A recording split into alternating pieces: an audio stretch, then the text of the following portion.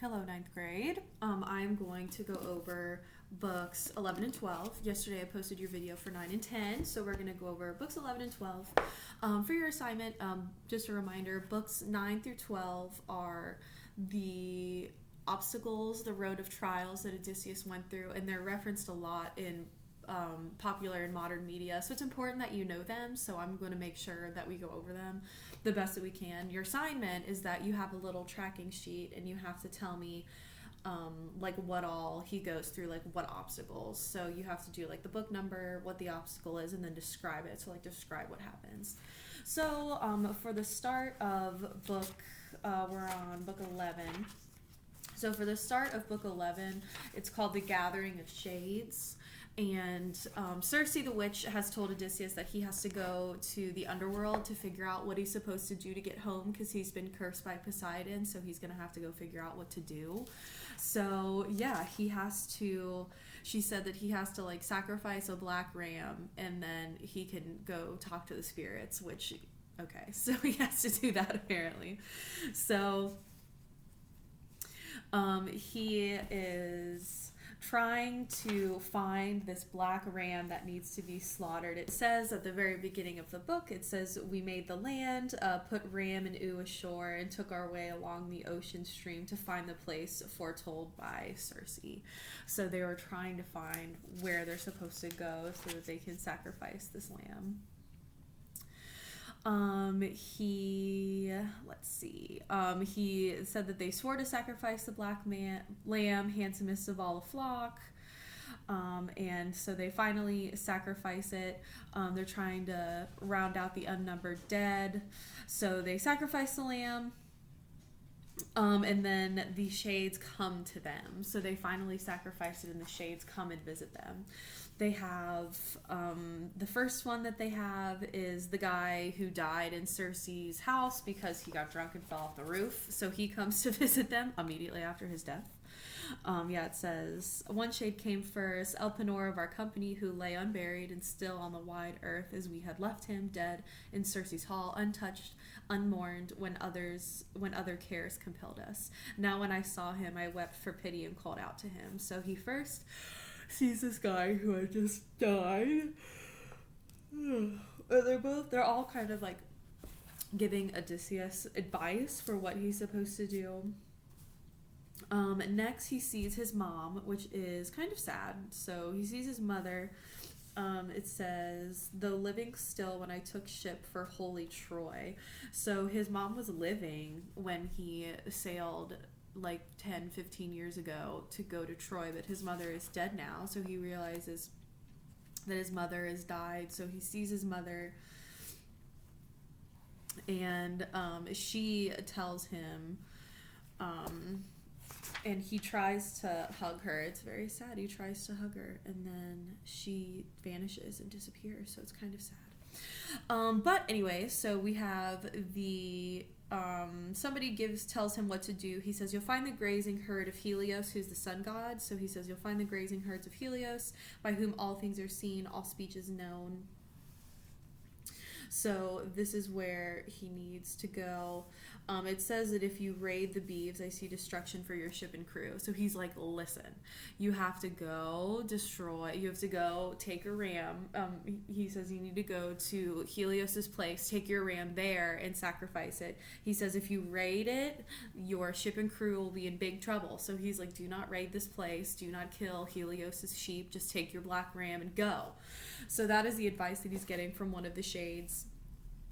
It's the Prince of Thebes that gives him this advice. He says, "Son of Laertes and god of old ways, Odysseus, master of land and ways, seaways, why leave the blazing sun?" So this guy helps him, and he says, if you raid that place, you'll be in trouble. Spoiler alert, they do raid Helios's sheep, so they still get in trouble anyways. And then it says it'll eat your entire livestock as the court your lady, but after you've dealt out death. So he's kind of describing everything that's going to happen. So he says, you need to go here, please don't raid it. And then he says, at home, all of these men are eating all of your stuff and trying to court your wife. So he's trying to tell him what's going on at home. He's like, that's kind of what's happening right now. He says that he has to go home and deal death to all of the suitors, which I already told you is what happens. He goes home and kills all of them. So this person is trying to tell him what's going on. And then he says he needs to make a sacrifice to Lord Poseidon so that he'll stop being mad at him. So he's trying to give Odysseus all this advice so that he could finally get home and stop being in trouble.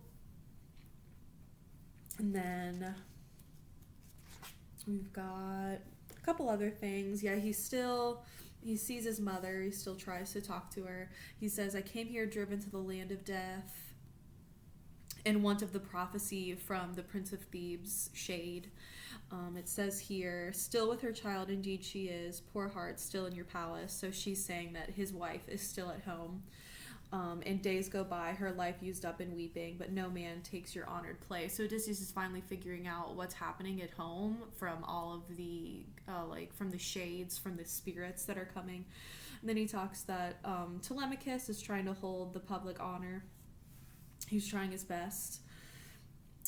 And apparently his mom says that no true illness, wasting the body to undo the spirit, only my loneliness for you, Odysseus, for your heart and counsel, gentle Odysseus, took my own life away. So she says that she dies from loneliness, which is similar to how Romeo's mom dies in Romeo and Juliet, because she said that she died from grief and loneliness. So she says she dies from loneliness, which is super sad. And then in the next paragraph, he says, putting my arms around her, and she went sifting through my hands, impalpable are shadows and wavering like a dream. So he tries to hug her, but he can't, which is kind of sad. Even though Odysseus is a mess, it's kind of sad. So he meets up with some of his dead men. He meets up for a prophecy from the Prince of Thebes, and he tells him what is going on and what he needs to do, and he tells him what's going on at home. He then has to make a sacrifice to Poseidon, so Poseidon will stop being mad at him. And then he tries to talk to his mom, and his mom says, your wife is still at home and your son's trying his best, like you have to get back to them. And she says, you being gone has killed me. And Odysseus tries to hug her and she evaporates, which is super sad. So we kind of get past the shades, and she continues talking to him, and then he sees a bunch of other ghosts that I probably won't mention. It's like kind of a lot, but he sees a lot of other ghosts. He sees Oedipus, which is funny, and he sees all kinds of other ones, but we don't really need to know all of those details. Yeah, so he sees a bunch of other ones. Alcinous, he sees Agamemnon, who also fought. He was like a big hero for Troy, and he talks about how his wife killed him after he got back, and now she's married to someone else. So he goes on this big rant about women, which I'm not going to get into that. Not super necessary. He talks to Achilles. All kinds of stuff. So he talks to a bunch of shades. I'm not going to go through all of it, but you guys can look up more if you want to. But that's just like the gist, is that he is talking to all of these ghosts. Some of them were soldiers from the past. He talked to the Prince of Thebes, who gave him what to do. He talked to his mom, and all that stuff. So book 12 is called Sea Perils and Defeats. So I don't know if you guys are familiar with this, but this is where the sea monster comes in, which is a whole thing, and the sirens. I don't know if you're familiar with that, but that's where those come in, so he has to kind of go through those. So all of book 11 is just him in the land of the dead. That's all that he does in that book. So they have to set sail. They're looking for Helios, the land of the sun god, so that they can sacrifice... they're looking for Helios, the sun god, because he's going to help them. So that's what they're looking for right now. So Circe warns him about what's coming next. There are sirens that are going to be on an island that they'll sail past. Sirens are the things that like sing and call out to men, which makes men run towards them, and usually they kind of fall to their death. So if you guys are familiar with sirens, it's because they sing their song, and then once the men get there, they eat them. So there are sirens that are going to be coming. It says, sirens crying beauty to bewitch men coasting by. Woe to the innocent who hears that sound. He will not see his lady nor his children enjoy. So he's saying, like, if you go to the sound of the sirens, you'll never get home because you'll be trapped there or you'll get eaten. So that happens. And then he also talks, and then Circe also warns him that there are two options when he is sailing past. There's like this pass of mountains, and there are two options. So there's Scylla, who is a six-headed monster who will eat all of his men. Oh, there are 12. She has 12 legs and she has 6 heads. I don't usually see her legs in the art, but it says that she has legs. And then there's Charybdis, which is a big whirlpool. So there are these two things that he's going to sail past, and he has to pick one of them that he wants to go into. No matter what, she says that his men are going to be lost no matter what. So she said, no matter what, you are going to have men that die. So your options are Scylla has 6 heads, so each head will eat 1 man. But if you go through Charybdis, you guys will all drown. So she's like, just do Scylla. It sounds scary, but it's better to lose 6 men than to lose all of them. So that is her advice to him as he is navigating. So that is her advice. And then she reminds them, if you raid the beeves, you will see destruction for your crew. So she says, don't raid anything. Just do what you're supposed to do and go. Spoiler alert, they do raid it. So they're singing on their boats, having a good time. And they are going to come up to the sirens, and then Odysseus has all of them put wax in their ears so that they can't hear it, and then Odysseus has to call out directions though, because he's captain, so he ties himself to the mast of the boat, so he does hear their song. So you can see they do have a song in the book, so he can hear their song, but he doesn't. He's tied to the boat, so he's fine, but he stays. He has to be able to hear because he has to be able to figure out where they're supposed to go. So he ties himself to the mast of the ship, and he can hear their song. He says, untie me to the crew, jerking, but they bent steady to the oars. So luckily no one untied him. But they make it past the sirens because they all put their ears with wax.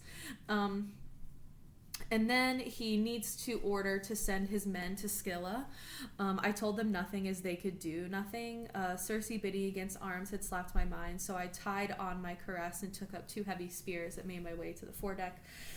So he has to go past Scylla, and then 6 men are eaten. So he's got the sirens are one of his challenges, and then he's got Scylla and Charybdis.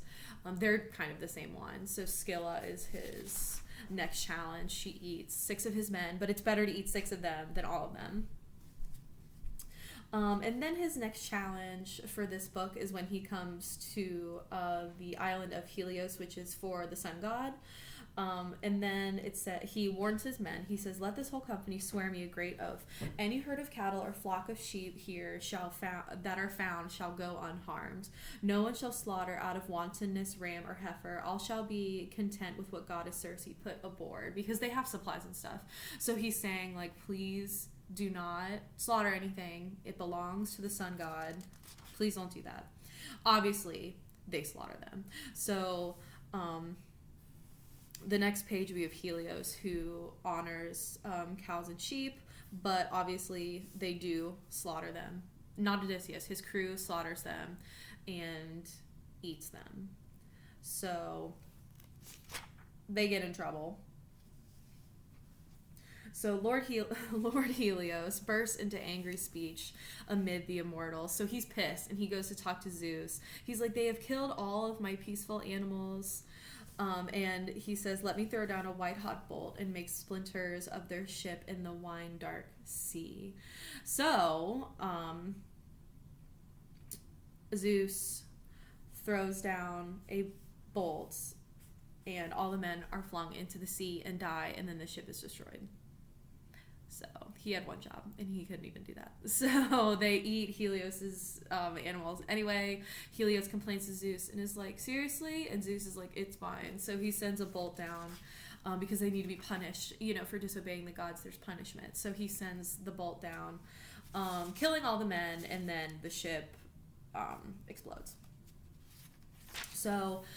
everybody dies but Odysseus. Okay, so he is holding on to the rubble because their ship was already in the ocean. So he's holding on to the rubble, and he is like floating along, and that is when he gets to Kalypso's island, which is his final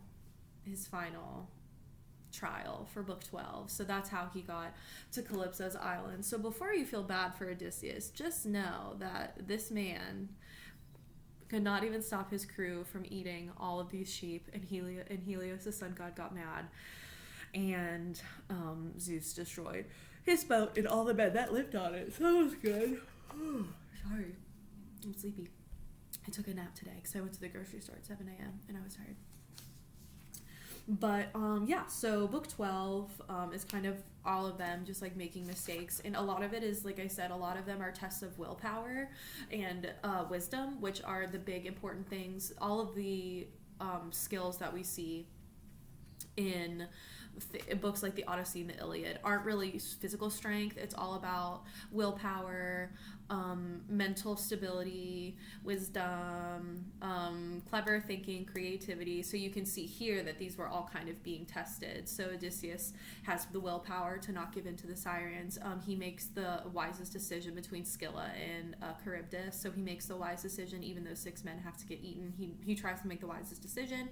He tries to warn them with wisdom about Helios. You're supposed to obey the gods, which is like another big skill that they're supposed to learn. So you're supposed to obey the gods, and they did not, and they are punished.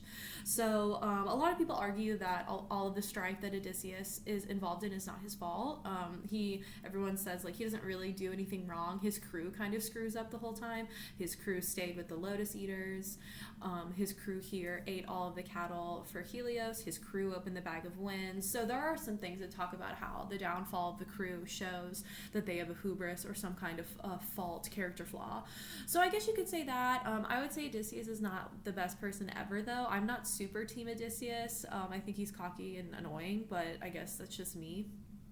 But so now we're caught up. So that's how he got trapped on Kalypso's island, which is where he was at the beginning of the book, and he has kind of recounted this whole story to these people who Hermes helped him escape Kalypso's island, and he kind of washed up on the shore of this place, and he's kind of telling them what happens. Obviously they do help Odysseus, and Odysseus does eventually get to Ithaca, and that's the next chapter we're going to read. I'm going to show you guys the slaughter scene when Odysseus gets back to Ithaca and he slaughters all of the suitors. He and his son team up and they slaughter everybody, which I guess is supposed to be a good ending. It was in the prophecy that the Prince of Thebes gave from the underworld, but I don't know. It's kind of a mess. I guess that's for you to decide if you think it's a happy ending or not. But most of Odysseus's trials are supposed to be testing all of these important traits that you're supposed to learn from reading books like this. And because his crew does not obey those, they die, typically is what happens. Like something bad happens to them because they aren't obeying and doing what they're supposed to do. So it's kind of like a big learning experience. But for the next thing we're going to do is we're going to watch Odysseus's return home. We're going to watch him slaughter all of those suitors in his house. He's going to team up with his son, and they're going to try to like take care of all of that and stuff. Yeah, because I'm not going to try to push you to read too much more. So yeah, next week is our last week of content, so next week we'll just read the end. So we'll read the ending of the book and when he slaughters all of the suitors. And we'll have a little talk about that, but that's all we're going to do, and we'll have some grammar, but that's it. And then I'll have you guys do a little letter writing for the end of the year. I'm hoping to do a big Google Meet party so that we can all say hi to each other before the year ends. Tomorrow I have to clean out my classroom. I'm really not looking forward to it. I really don't want to do it. I have all those coins in there that I'm going to have to move. So I guess there's that. I'm going to have to take them to Kroger or something. Anyway, I will see you guys here next week. If you have any questions, let me know. And yeah, I'll see you guys later.